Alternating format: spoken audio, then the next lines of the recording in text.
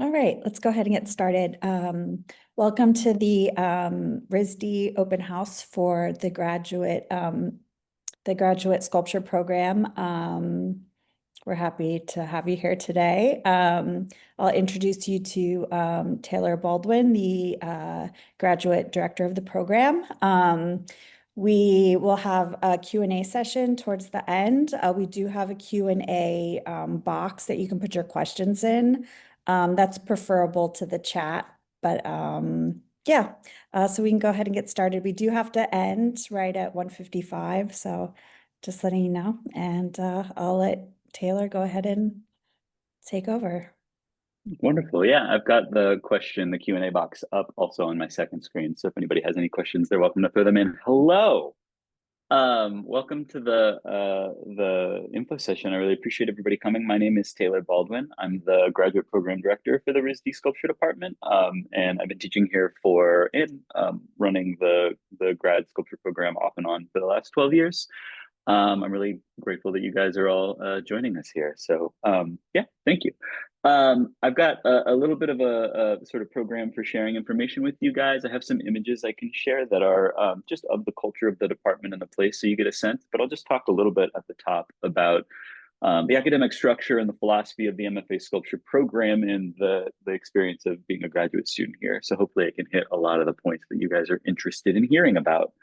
The MFA sculpture program at RISD as a whole is, by and large, as a philosophy, it really approaches sculpture as an open, all-inclusive tent.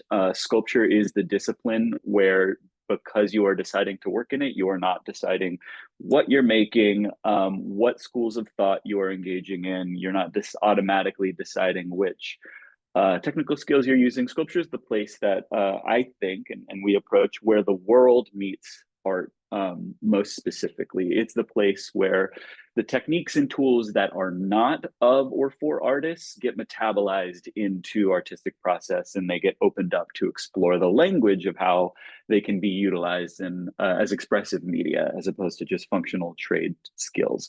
So really, really importantly, we're very focused on making and thinking through making in the sculpture program, and it's a very making forward program, but we are very agnostic about what the people in this program are making and how they're making it. We are very interested in artists coming to work on our program that are very focused on self-direction and building a practice that looks like none other than theirs.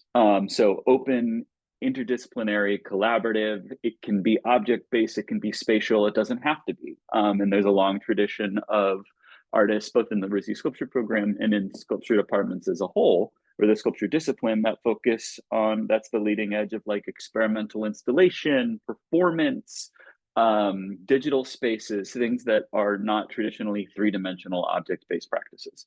So in particular, we have a academic structure and a philosophy that is open-ended and looking towards self-directed makers and people who are thinking about, have a very clear sense of the territory that they're interested in covering and open to questioning and breaking down some long-held beliefs in their practice to experiment.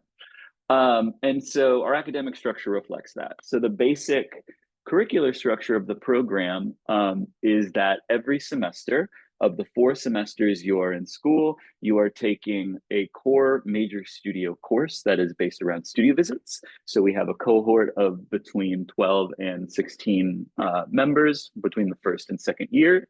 It's a 2-year program, so there is between 6 and 8 students per year. Each student gets a studio in the same building, in the Fletcher building in downtown Providence, that they share with both the graduate students in their MFA cohort in sculpture and also the rest of the fine arts graduate students. So you're in a building where you're mixed with photographers, glassblowers, painters, printmakers, and some digital media folks. And then you have a container class that is a graduate studio course that that meets every Wednesday that houses studio visits with all the core faculty in the sculpture department. We have 5 full-time faculty members in the sculpture department, and the graduate studio course breaks out and reserves time for you to do studio visits with all of them. We've recently reformatted our graduate studio course so that you have access to the full array of full-time faculty in the department. And that faculty is fairly broad. You can look online, but I can list them now. That would be Heather Rowe, who's the department head, who works primarily in installation and video work. That's Lisi Raskin, who works in social practice work and public art. Derek Woods Morrow, who works in, who does a lot of work with also social practice in video and photography with sculptural outcomes. Myself, who I do deep material-based research and fabrication in sort of a more traditional sculpture. And then we have a visiting professor, Chris Dominic, who is also working through a sort of de-skilled DIY making practice. Those 5 faculty members, all graduate students, are able to schedule studio visits with electively during the studio visit windows in the graduate sculpture studio course. Lauren is asking, how does the core major studio course differ from the graduate studio course? It is the core major graduate studio course. So every year in the department has its own core major studio course, and graduate sculpture studio 1 through 4 is the graduate student contact with their faculty. In addition to that, the other core course that all MFA students, sculpture students take each semester is the graduate sculpture critique course. And that's a course that's led by the graduate program director. So next year, that'll be myself. And houses all of the critiques that we do collectively. So each week we meet in that class, and after the first 3 weeks round of critiques start, bare minimum we have 45 minutes for critiques to start, and then we try to expand those as the semester goes on. So the first round of critiques are 45 minutes. The second round of critiques are about an hour, and we try to shoot for about an hour, depending on class size.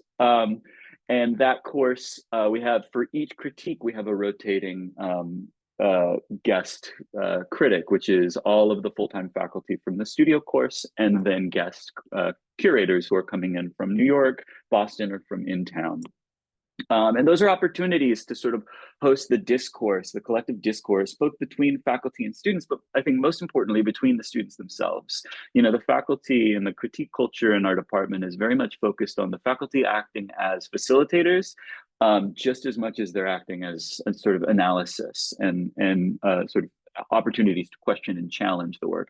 You get a lot of that type of contact and experience with the faculty in studio visits. One of the most important things that you get out of going to graduate school is the potential cohort and lifelong artistic making community that you call on and interact with for life. And that will be the foundation of your professional community going out into the world after graduate school. And so, you know, one of our goals is to really begin the unique conversation that can only happen between the 16 to 20 people in that room for that given year. The program is very much invested in developing a group of people that are all very intimately familiar with each other's work and each other's processes, what you're thinking through, the struggles in the studio, so that by the time you step into a room with your work to critique with them, that group of artists probably knows your work as well, probably second only to you. Right? That's the kind of thing that only a graduate program can do. And in very rare cases, are you able to set that up for yourself outside of school? And then it can be pretty precarious. So our goal is to try to set the conditions so that you're able to have as rich and responsive a community in your graduate cohort as possible, so that you feel safe and trusting to bring to that group of people experiments, ways of thinking that you are not 100% certain of, making decisions that that you don't yet understand, and you're asking for that cohort to help you understand them. So those 2 courses are the main core courses that at any point over the course of your 4 semesters in the program, you'll be taking those courses, graduate studio and graduate critique, first year or second year. Whatever you wind up doing throughout the curriculum and the rest of your time there, we always come together on Wednesdays for those classes to bring us together. And then as far as the rest of the curriculum goes, your first year, there's an advanced critical issues seminar that is run by varying faculty in the department.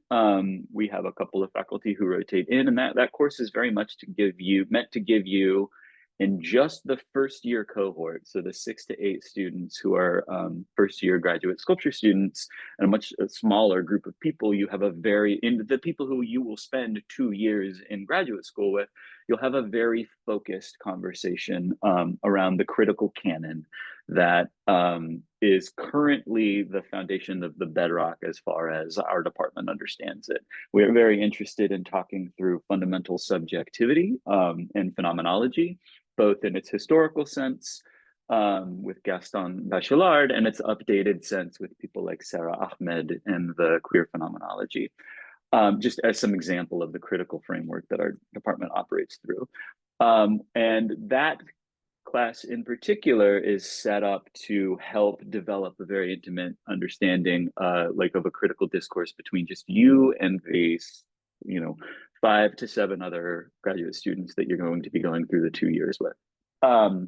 You take that in the first and second semester of your first year in graduate school. Outside of that, every student takes 1 to 2 other studio electives over the course of their time, and those are entirely up to you. Those are curricular experiences that can happen across the school, across the department, across the school, or even across the colleges in Providence, because we have relatively straightforward cross-registration with Brown. And our graduate students often take advantage of courses that they're able to register for at Brown. And so the studio elective experience at RISD is pretty open and interdisciplinary in terms of what you're able to take. We have a series of electives that we offer in the sculpture department. And if you're interested in getting a sense of what those curricular experiences could be, I'd encourage you to take a look at the RISD course catalog. So you can look through studio electives and see like, what do these look like? They are often courses that are open and available to people from across majors and across years. And they're classes, they can be classes that are technically focused. I teach a course called Advanced Woodworking that is based in the sort of technical skill sets and material concerns of the wood shop, right? And you would understand that to be like a basic woodworking course, but also we like expand on sort of the material histories, its provenance, and also some of the critical concerns and ways of thinking that are connected to wood as a material and cultural frameworks that exist around wood as a material. But also you're getting a deep dive into some advanced level woodworking techniques. That's a good example of the kind of technical focus course that you could take. So it's an opportunity to build technical skill sets or build a deeper relationship with the material. There are also thematic courses that are offered, maybe around ways of working, like we have public sculpture electives, or there's a course called Reorientations that we offer that is based in cinematic space and sculptural installation. And so it's cross-listed between and co-taught between someone in film, animation, and video and someone in the sculpture department. Heather Rowe connects with her research and areas of focus in her studio practice. And there are also courses that you can take that are seminar electives. So we have courses that are based around either critical topics or career focus. So there's professional practice courses. There is the collegiate teaching course you can take that a lot of our graduate students are interested in taking as an elective.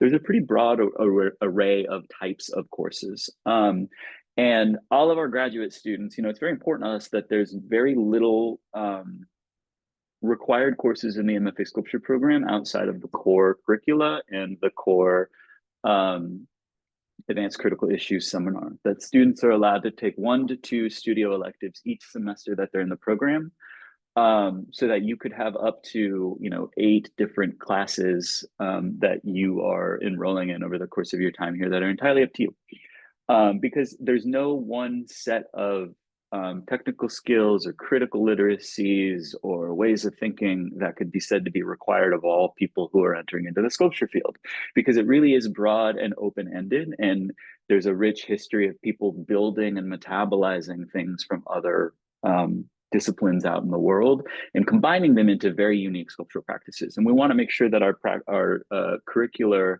pathways reflect that they are meant to be self-directed by the student to build the curricular structure or the curricular content that can only be your studio practice, right? For one person, ceramics and urban planning and phenomenology are the three, essential ways of thinking to your practice. And it might look very different for someone else for whom like metalworking, choreography, and archaeology are essential. And we're very much interested in bringing all of those sort of wide varying interests and curiosities into the same umbrella of the sculpture program.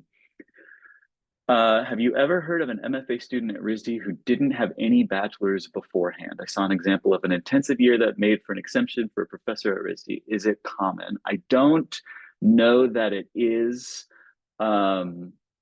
necessarily possible. That seems like actually more a conversation for the admissions office, because whether the credentials for allowing someone into the program is ultimately up to the admissions office outside of our program. I haven't heard of it, although I have heard of other pathways through the art program. Why RISD over other grad schools? What sets this program apart? I will get to that once I am sort of through all of these other qualities, but I think there's a couple of things that let that happen.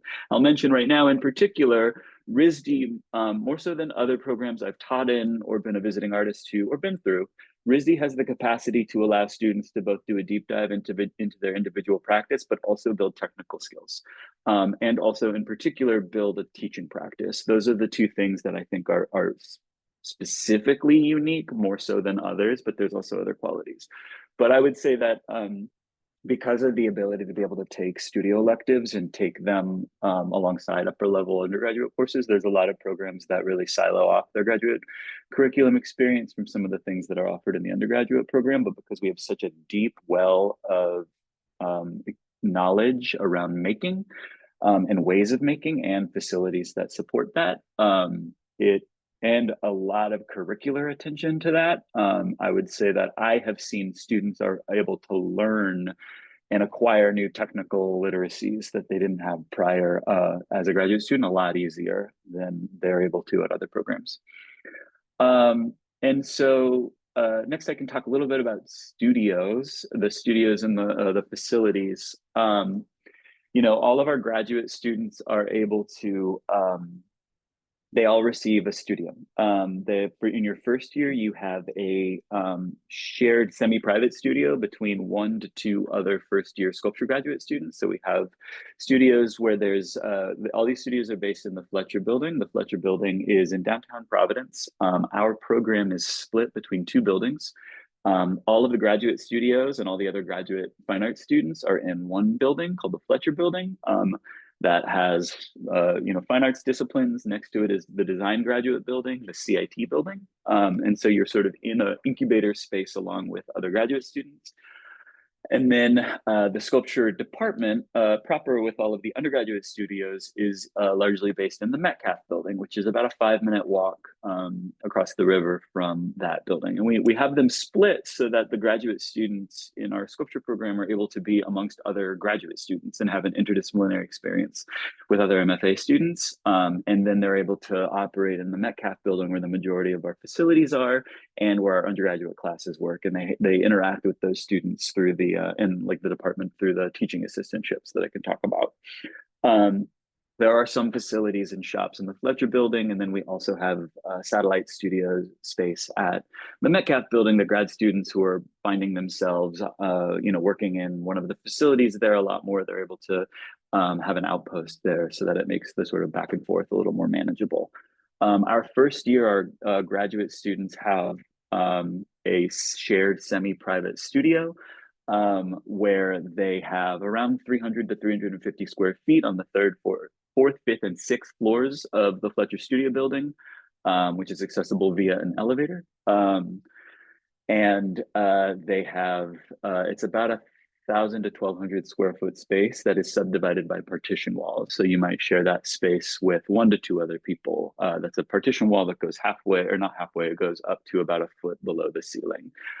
Those are studios with large windows, and they have a lot of sunlight, a lot of direct light, and you're able to get a semi-private experience. And that's partly by design, it's partly by expediency based on the building that we have, and it's also partly based on the idea that our program, in effect, is really we do everything we can structurally and systemically to give you the best possibility of being able to forge tight bonds with your cohort and to build trust. We're asking you to experiment with ways of making that are and ways of thinking that are unfamiliar or experimental to you. That's incredibly, and then go into crit with that work. That's incredibly vulnerable. Our critique culture is very much strength-based and focused on building up collaborative and constructive ways of working, and giving space for people to try things that might not work and make mistakes and learn from them. And so because of that, it's really important that you're not just whiling away in your own room alone without ever interacting with people, but at 2 a.m. when you're working towards a crit, trying something that you have no idea if it's going to work or if you're going to be able to pull it off, there's somebody right next to you doing the exact same thing. So it really is based around sort of building up those relationships in the first year. And then in the second year, you move into a larger 500 square foot individual space that has a door that is just yours. You are next door to peers that are, your immediate neighbors on the floor and up and down. And the floors above and below are all your other cohorts, but you have more space to build your thesis work. And so those are the individual studio spaces. In the Fletcher building, there's a wood shop, there's a digital fabrication facility, and there's a print shop that you're able to access. And in the sculpture building, we have, in the Metcalf building, we have a number of facilities that graduate students all have automatic access to as well. So we have a plaster room and a mold making facility that's open 24/7. And then all the other facilities we have are monitored and open from 10 a.m. to 11 p.m. with a break for lunch and dinner, and they're student monitored. And so we have a metalworking facility that has cold working, cutting and shaping tools. It has a welding facility, and it has a forge, it has hot working facilities, and it has a foundry. So we're able to cast tin, aluminum, and bronze using both sand casting and ceramic shell. We have a finished woodworking facility there that has a very broad array of woodworking tools. And we have 2 to 3, 2.5 different digital fabrication facilities. We have an additive facility that has scanners and printers, and a 7-axis robotic arm for printing and PLA and a couple of other materials. We have a range between 12-inch printer beds and 2-foot printer beds. We have, each of these facilities also has a technician who is dedicated to them. And each of these facilities has curricular experiences, like curricular frameworks within them too. So they all have classes that can help guide you through those facilities. Although as a graduate student, you also automatically have access to them. And then we have a subtractive digital fabrication facility, which includes 2 different CNC machines, a 4x8 and a 3x2. We have a laser cutter, and we have multiple vacuum formers that work in concert with that. And then outside of that, we also have like a robotics lab facility and a course that helps guide you through basic circuitry building. And then we have a lot of critique space and open installation space. Those are the facilities that are embedded in the department itself. And those are the courses, each of those facilities have curricular pathways through it. But then we also have relationships with all the departments next to us. We're on the same in the same building as jewelry, ceramics, and glass. And our students often register for electives within the glass department, the ceramics department, the jewelry department, the apparel department, and they have facilities also. Access to those facilities are not automatic through being an MFA sculpture student. Those, we're a departmental structure, and so courses offered between the majors, or courses offered in other departments, or the facilities in other departments you access through registering for those courses. So it can take a little bit of legwork to get that to happen in your first year. And then once it does, our MFAs often form sort of relationships with those faculty that are sort of connected to those facilities. And I can double check a couple of these questions now. I was wondering how much cross-pollination between the different MFA majors there is. For examples, could a student in the sculpture MFA work with the glass blowing facilities of the glass MFA, film, digital media, or is this kind of interdisciplinary exchange more possible through elective courses? It's possible through elective courses. The department manage the access to their facilities through elective classes. So one of the advantages to the department in the sculpture is that every single semester you can take one, if not two, studio electives, and you can register for those courses. And also, as your academic advisor, you have a dedicated academic advisor in the GPD, which for the last several years has been me.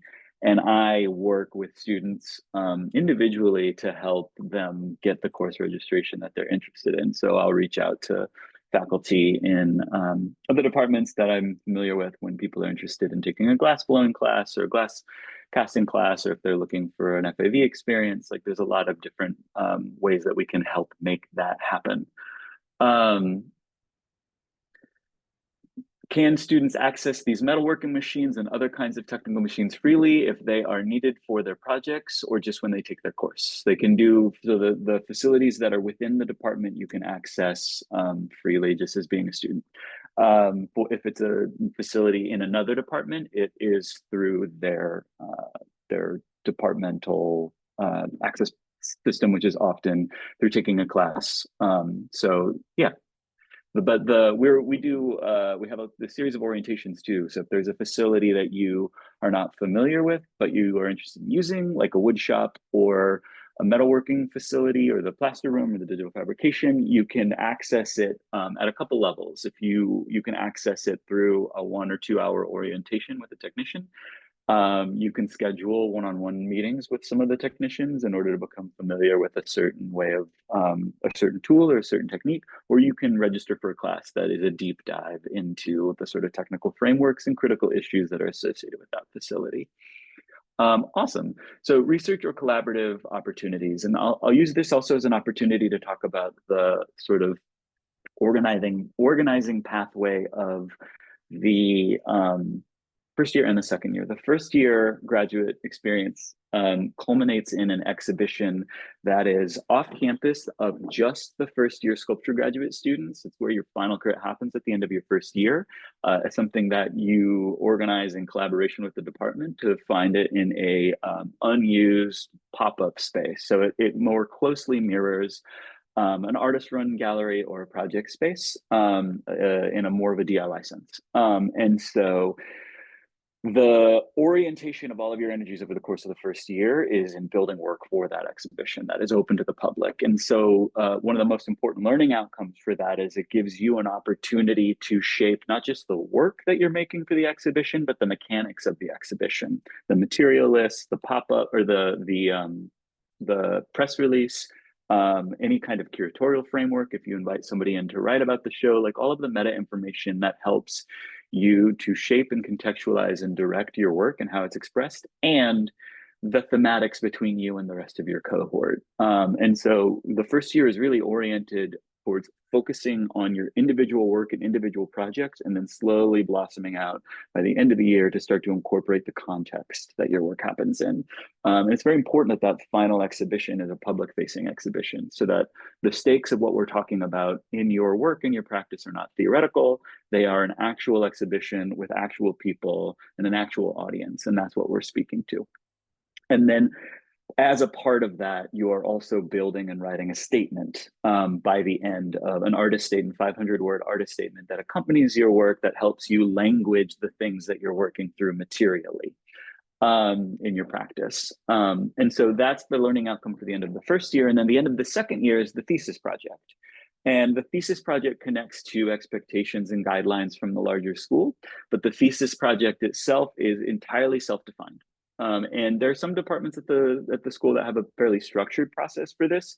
In sculpture, we have a structured series of accountability moments, but the structure and outcomes are very much up to you. So the thesis degree project has two components. There's a body of artwork and that leads in our department. That's very much the sort of organizing principle, is the body of work that you want to make. The most important thing about the thesis project is that when you graduate from the MFA sculpture program, you have a significant and ambitious body of work that you have developed over a long period of time, that you have written language around it that helps you understand it, that you understand the work itself very well, and that you have excellent documentation of it so that when you graduate, you not only have gone through a very in-depth, rigorous process of developing work that you can then carry on into the next one, but you also have a very clear and significant entry into your portfolio that you can use to advance yourself to the next sort of professional outcomes, whether it's teaching or residencies or galleries.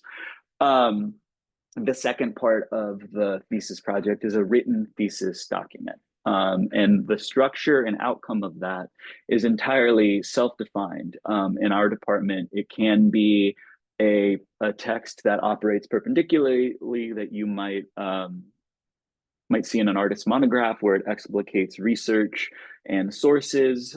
It explores and explains work that you are making through language, includes images of your work, and operates as a sort of like analytical text to your studio practice. It can also be a creative document, one that is operating in parallel to your practice rather than perpendicular. And we've had students who have, instead of writing a curatorial text, will write a screenplay, or they will write a chapbook, or produce a photo monograph, things like that, things that are actually important and useful to them after school. And so we have a fixed structure for accountability. We have a thesis writing mentor who helps, one, provide line edits and feedback on developing the text. We have a thesis committee structure where you meet regularly with a self-identified group of 3 faculty or external guests that you select and then meet with regularly to develop this project alongside your graduate studio course. And then you present that to both the thesis writing mentor and the thesis committee at the end of the year, and it operates in tandem with your body of work. The thesis exhibition happens in May at the end of the second year, at the end of May. So it happens at the very end of the year, and it is all of the exhibiting graduate students, like the students for whom exhibitions is a primary practice in their discipline. And it happens in the Rhode Island Convention Center with, I think it's around 75, maybe 100. I can't remember off the top of my head. It's a large group of students. And so it probably most closely, in terms of an environment, like an exhibition environment, it most closely mimics like a Basel style art fair in terms of the space itself. But the most important thing for the conditions of the exhibition itself is that you're developing work, that you are identifying context, the source material, the research, the mode of expression. You are identifying and framing the language that's important for you to sort of intersect with it. And you're making a work that's significant and ambitious according to your terms. Our goal as faculty is to help you define those terms and then put pressure and challenge so that you can build up ways of thinking that are pretty robust. And within that, I should say, there's a tremendous amount of collaborative potential. So we have had students who have, because it's self-defined, at no point are we ever saying that a student is not supposed to collaborate. We often encourage collaboration. There are different modes of working, like performance and film, that are inherently collaborative. And we are very, very open-ended to accepting that. And we have a number of faculty who can speak to the practices around collaboration and how to best support that. Lisa Raskin in particular has a deep well of knowledge of how to build collaborative projects over time, especially socially engaged ones and public facing ones. And it's really important to us that, as I've said, our philosophy is about self-directed. And then once you choose a path, we can lay out there are very deep resources available and structures available for whatever path you're choosing. And our goal is to just not predefine that path, but once it's been defined by you, lay out all the resources available to that. So a good example of that is we had a graduate student to really lay out what that means in not in the abstract, but concretely. We had a graduate student 2 years ago she was coming from a union welding job on a bridge in New York. She had worked for 9 years as a union welder and developed a metalworking skill that she was now really interested in devoting specifically to sculpture. And she was really interested in thinking about gender politics, metalworking, and pain in particular, because she was thinking about the way that pain played out after seeing how being a union metal worker for 9 years had affected her body and her ability to be able to care for her body versus the ability of her predominantly male coworkers. And so she came to work through thoughts about the body, and her very specific curricular pathway looked like doing a lot of collaborative work with the neuroscience department at Brown, getting CT scan, or not CT scans, but getting, because CT scanning is radiation, getting MR or brainwave patterns, EKG, not EKG. I forget what the brain, someone else can maybe remember, the brain scan thing is, but getting the neural pathways recorded for when she was in pain. And then working collaboratively with some of her EEG. Thank you. Yes, Michelle. Science. Electroencephalography. That's right. Getting the EEG scans of her brain and some of her union coworkers. Her thesis committee had someone from the neuroscience department at Brown on it, as well as the metal shop technician in our department to talk about metal and its capacity for form finding and shaping, and as well as poetry. She was like really engaged in a cross-disciplinary exchange of ideas that were sort of where sculpture was the central hub, but it was not what was dictating where you go from there. And that really is a good sort of example of our the way in which we are interested in self-definition. It's a rigorous self-definition where we're always asking you, like, okay, who are the partners? What are the areas? Where are the reservoirs of expertise out in the world, or the things that you want to know, and how can you bring them into this space here? Great. And then the last thing I'm going to mention is in particular an important aspect of our program, self-directed, self-defined, if you're interested in it, but that we have a deep well of support here, is teaching. I'm not sure, some of you may or may not know, RISD has a winter session period that falls in between fall and spring. Winter session is a 5-week period, so the semesters are usually 13 weeks. And then in the middle, in between fall and spring, is a winter session period that is 5 weeks long. Usually, and mostly for the undergrads, students are able to take an elective course during that period, just one course that meets like 3 days a week, so that you can do a really deep dive and a deep focus into one area. You're not splitting it between multiple classes. In the first year of your MFA program, that you would take a course. It can be a seminar course, it can be a studio elective, etc. If you're interested in your second year course, you can teach a winter session course. You can co-teach a class with you and another graduate student that is either self-defined or one that is already written into the department that you just take up. And as a part of that, you've got a lot of resources for building that. We have a whole process for developing an application to apply to. So not everybody is guaranteed it, but you can apply to it. And every year that I've been here, most, if not all of our graduate students have taught in their second year. So you get the experience of not just being a TA, but you are the instructor of record. So that when you graduate, if you're interested in having an educational career alongside a studio practice career, especially if they're intertwined, you'll graduate from graduate school with documentation of student work that is yours. It's from your class. You'll have a syllabi that you've run and that you understand how it works. You'll be the instructor of record for a class. And all of those things are the foundation of a teaching application if you're interested in a full-time teaching position, pursuing that.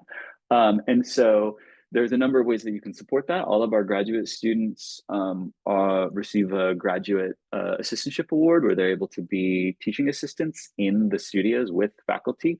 Or we have a couple of other types of teaching assistantships, but the majority of them are working with faculty in studios. And that gives you one-on-one experience with students and faculty leading up to a teaching experience. You can also take a collegiate teaching studio elective or seminar, I think, elective in the teaching and learning department, which is a focus explicitly on pedagogy and teaching methods. So you are developing a draft syllabus there, you're doing a workshopped demo in front of other students that then gets critiqued. You can take that in the fall before you teach during winter session. And then for all of the first years who are developing winter session courses in the following year, I run winter session teaching workshops in the core critique course. So we like do a couple of sessions of like, here are best practices, both very practical questions around how to run a class, how to run a class at RISD in particular, but also run a class in general. And then also how to build a syllabus, and I do draft readings of those syllabi and give feedback. And in addition to that, one really specific, and I think this in particular is something that is unique in my experience to RISD, is a focus on teaching in addition to learning. There are not very many schools where the only thing that is required certification wise in order to be able to teach the collegiate level in the arts is an MFA. But there's nothing about getting an MFA that guarantees that you have any experience in education. Education is a different field than the arts. They're adjacent, but just because you've gone through an MFA program does not mean that you have been given any instruction or background or frameworks for how to teach. RISD has a lot of that available. And fundamentally, like, the folks at RISD are deep nerds about teaching. We have people here who love teaching, love to experiment with ways of teaching, and are very engaged with their students and with their classes. And so you will learn a lot about teaching, both from working with faculty in their classes as a TA and from being taught by those people. There's a lot of different approaches in our department. We really try to cover as much of the full spectrum of what it means to be an artist in 2025 in our faculty. And in a lot of cases, we disagree about those things, but we do it collegially. Like, I disagree all the time with my faculty peers in critique, but in a way that is a full respect, because I very much respect that, like, they think differently than me and we need both perspectives. I will leave that there now. Yeah, we've got about 15 minutes left, and open it up to any questions. There are some questions in the chat that I can go through. There's a bunch of questions that I'll try to get through as many of these as I can. Can the student, well, I'll start at the bottom. Here's an easy one. Does RISD help students establish gallery connections after graduation? RISD as a school has those resources in the Career Center, and there's a ton of opportunities there. We do a fair amount to help students gain the skill set to engage in the kind of career that they're interested in, including a gallery-focused career. I would assume you mean specifically a commercial gallery career, which is different than a nonprofit career, although there's some overlap. We have, in the second year, there's a professional practices elective that our students take that gives them a lot of the tools for directing the kind of studio. One, it gives them exposure to the kinds of professional practices that artists have, that sculptors in particular have, that help support their career after school. We bring a fair amount of curators through the program, but we exclusively bring nonprofit curators. I think it's, at least from my perspective, it's very important that one of the things that graduate school is protecting you from is market forces. And so we don't bring in for-profit gallery directors. So we do help students learn the skill sets to give them the best chance of developing the career they are most interested in, but we are not placing students in particular commercial galleries, and we are interested in people who are affiliating with institutions that have nonprofit mission statements. Great. For students who are doing large-scale sculpture installation, how do they navigate storing pieces in studio space? We've got a lot of different strategies for that. Sculpture is always very space intensive and hard to store things. There are some closets in the Fletcher building that students can store work in, and then we also have a couple of places either in your studio strategies for lofting and things like that. And also there are places in the department, we have large pallet racks in the metal shop and in the wood shop, and spaces that are available for graduate students to store work. But also, fundamentally, if you're there are just going to be some logistical challenges anywhere you are if you're making massive room size installations, and so we try to take it on a case by case basis if it sort of exceeds our capacity. we are in New England. One of the advantages of being in Providence in New England is that everything is really close and everything is really tight. It's one of the few like kind of walkable cities in the country. And we're able to have students who can live near the studios and walk to them and then walk between everything without needing a car, which is different than most of the other programs I've worked in. But it also means that we do have all of the buildings that we occupy were not built for RISD. They were all buildings that were built for another reason that RISD purposed and retrofitted, and that includes the Fletcher building. How many people do you typically have in a year applying to the MFA sculpture program? That changes a lot. It can be between 75 and 200 people, depending, 350 people. It's hard to say necessarily. Exactly. Most of the time that shifts based on geopolitical things like the recession. Saw a lot of people apply. COVID saw a lot of people not apply for the first year and then really apply after. So it can really change. It's hard to say. How does one do work that is based in other departments? For example, glass, would I need to take all my electives in glass in order to access the glass studios? Not necessarily, although, if you are heavily reliant on a facility that is not in the department, the access is not automatic.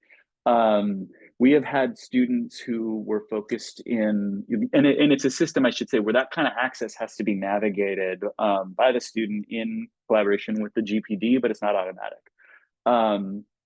One of the issues that happens with that, so we've had students who are, very interested in, say, glass, and they've taken a class in their first semester, and maybe taken a class in their second semester because they were very interested in continuing that, and then formed a relationship with that department and with a faculty member in that department, and in part maybe worked with that faculty member on their thesis committee, and then managed an access individually outside of that, but that can't be guaranteed.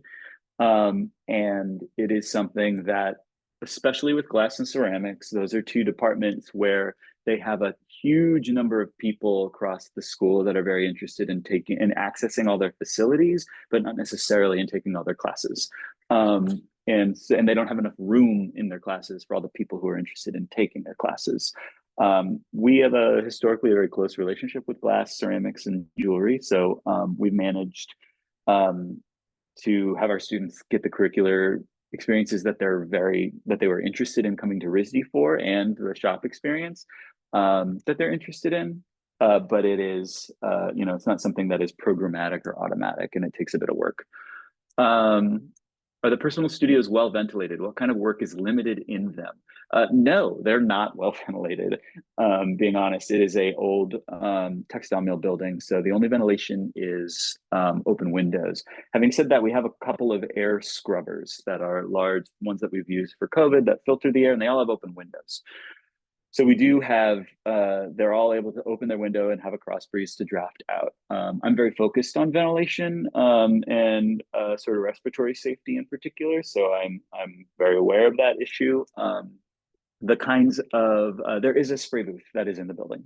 So for things that need lots of ventilation, like if you're casting large quantities of urethane resins with isocyanates, or you're producing a lot of fumes in some way, shape, or form, you can just easily pop down to the spray booth and do it in there. It's a large room that you can roll a cart into and set up and ventilate down there. Stoneworking is not something that should happen indoors anywhere.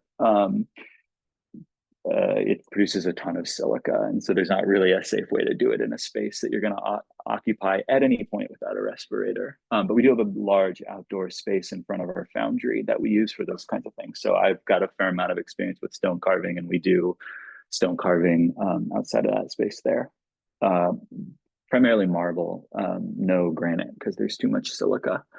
Are there studio spaces available for students who might have mobility constraints? Similarly, are these accessible tools, equipment in the facilities? Yes, although again, our accessibility is a big focus for our department also. Again, our every single building we occupy has been retrofitted from the 19th century. And so any of the ADA compliance has been grandfathered in and something that we've had to fight for to get installed. So there is ADA compliance on top of a fundamentally inaccessible building. And so we've got ramp access and elevator access to all the spaces that we occupy. We've had several faculty members who have disability and mobility issues. We've had visiting artists who have, and we've made sure that that's possible. But keep in mind that it is in a city that is fundamentally all 19th century and well before the ADA. Da, da, da. Oh, what do you feel the sculpture program prepares? What do you feel the sculpture program prepares you when you're outside of school? Is there any program which gives you context for applying for grants, for example, or finding representation for other sustainable career development? I answered this in part about the gallery question, but you know, the one of the most important things about being a professional artist in the world in 2025 is that there's no career pathway set for you. There's no sculpture firm or art firm that you go work for that lays out a career ladder.